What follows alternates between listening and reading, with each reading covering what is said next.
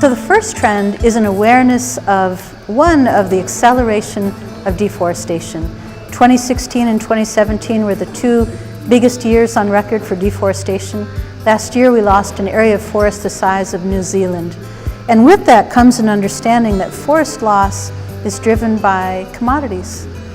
80% of commodities, for commodities drive 80% of deforestation globally. And I think there's an emerging understanding that has profound implications for climate change.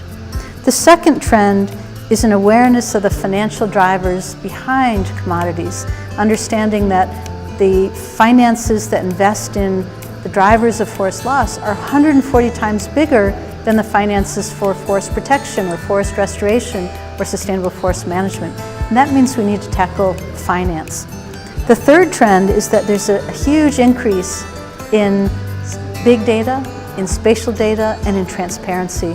And many companies, those that are on the leading edge of the Internet of Things, of the fourth industrial revolution, see that they have about a 5-year window to fix this. Otherwise, society will fix it for them. The fourth trend is an increase in advocacy. With these tools comes the ability of groups like Mighty Earth and Greenpeace and other groups to hold corporations accountable, especially those that are making claims about sustainability. They can now trace back and say, actually, your palm oil comes from not so great of a jurisdiction. The fifth trend is divestment.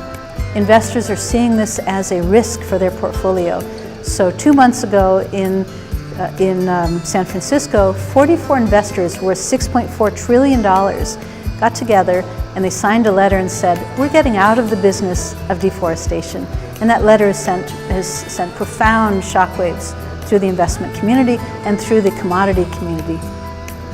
The sixth is that there's an emergence of a new paradigm, and it hasn't quite solidified. So call it green finance, call it ethical finance, responsible finance, SDG aligned finance, faith aligned, or ESG. All of this semantic diversity points to a new paradigm in the midst of being born, but it hasn't yet been born.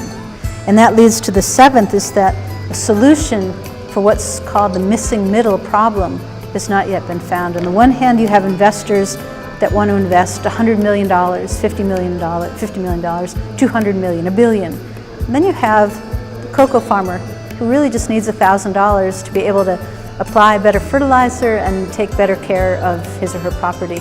And those two don't meet in the middle. So what we need to find are new financial investment vehicles and instruments that allow us to match the needs of investors with the right size for those that actually are on the ground making the changes.